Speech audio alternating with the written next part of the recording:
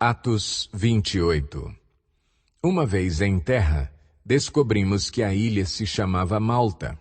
Os habitantes da ilha mostraram extraordinária bondade para conosco. Fizeram uma fogueira e receberam bem a todos nós, pois estava chovendo e fazia frio. Paulo ajuntou um monte de gravetos. Quando os colocava no fogo, uma víbora, fugindo do calor, prendeu-se à sua mão. Quando os habitantes da ilha viram a cobra agarrada na mão de Paulo, disseram uns aos outros: certamente este homem é assassino, pois, tendo escapado do mar, a justiça não lhe permite viver. Mas Paulo, sacudindo a cobra no fogo, não sofreu mal nenhum. Eles, porém, esperavam que ele começasse a inchar ou que caísse morto de repente, mas, tendo esperado muito tempo e vendo que nada de estranho lhe sucedia, mudaram de ideia e passaram a dizer que ele era um deus. Próximo dali havia uma propriedade pertencente a Públio, o homem principal da ilha. Ele nos convidou a ficar em sua casa e, por 3 dias, bondosamente nos recebeu e nos hospedou. Seu pai estava doente, acamado, sofrendo de febre e disenteria. Paulo entrou para vê-lo e, depois de orar, impôs-lhe as mãos e o curou. Tendo acontecido isso, os outros doentes da ilha vieram e foram curados. Eles nos prestaram muitas honras e, quando estávamos para embarcar, forneceram-nos os suprimentos de que necessitávamos. Passados 3 meses, embarcamos num navio que tinha passado o inverno na ilha. Era um navio alexandrino que tinha por emblema os deuses gêmeos, Castor e Pólux. Aportando em Siracusa, ficamos ali 3 dias. Dali partimos e chegamos a Régio.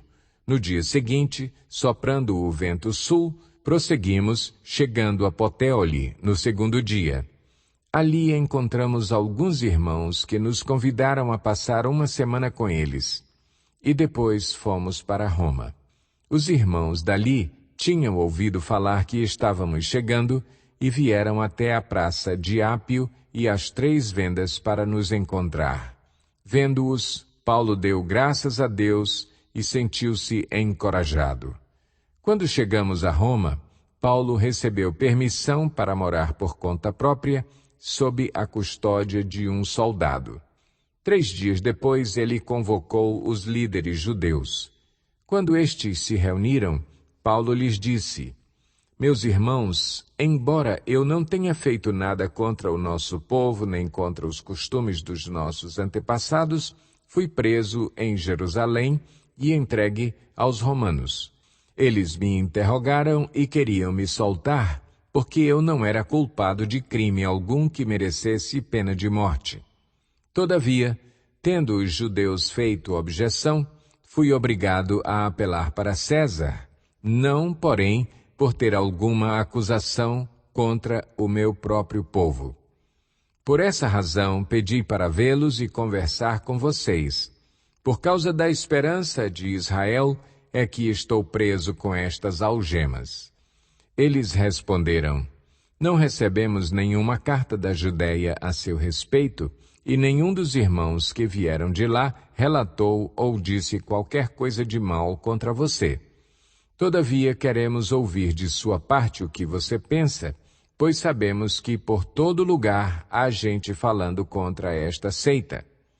Assim, combinaram encontrar-se com Paulo em dia determinado, indo em grupo ainda mais numeroso ao lugar onde ele estava. Desde a manhã até a tarde, ele lhes deu explicações e lhes testemunhou do reino de Deus, procurando convencê-los a respeito de Jesus com base na lei de Moisés e nos profetas. Alguns foram convencidos pelo que ele dizia, mas outros não creram. Discordaram entre si mesmos e começaram a ir embora depois de Paulo ter feito esta declaração final. Bem que o Espírito Santo falou aos seus antepassados por meio do profeta Isaías: vá a este povo e diga: Ainda que estejam sempre ouvindo, vocês nunca entenderão. Ainda que estejam sempre vendo, jamais perceberão. Pois o coração deste povo se tornou insensível. De má vontade ouviram com os seus ouvidos e fecharam os seus olhos. Se assim não fosse, poderiam ver com os olhos, ouvir com os ouvidos, entender com o coração e converter-se, e eu os curaria. Portanto, quero que saibam que esta salvação de Deus é enviada aos gentios. Eles a ouvirão.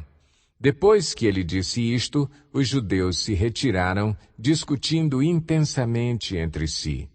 Por 2 anos inteiros, Paulo permaneceu na casa que havia alugado e recebia a todos os que iam vê-lo.